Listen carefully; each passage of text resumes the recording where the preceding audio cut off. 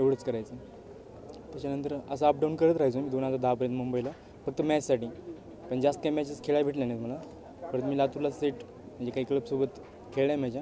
त्याच्यानंतर 2013ला असं याच्याविषयी माहिती झाली होती मला. हा पण असं एक रेकॉर्ड असतो.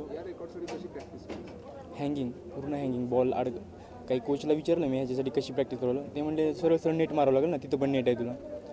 पण हो मग चालेल, पण तुला पूर्ण वेळ कोणतं कोच असं देणार नाही.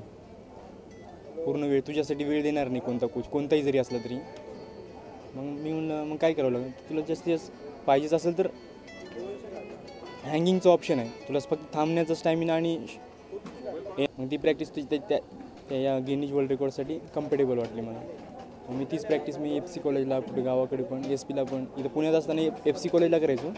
इथून ग्राउंडच्या बाजूला एक झाड आहे, तिथं कंटिन्यू करायचो. तिथं कुणीला विचारलं तर सकाळी गेलं संध्याकाळी पण तिथं. संध्याकाळी गेल्यानंतर SP ला रात्री 9 पर्यंत करायचं आणि परत घरी यायचं.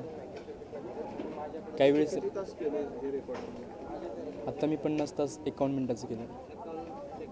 51 सेकंद, 50 तास 51 सेकंदाचं केलं.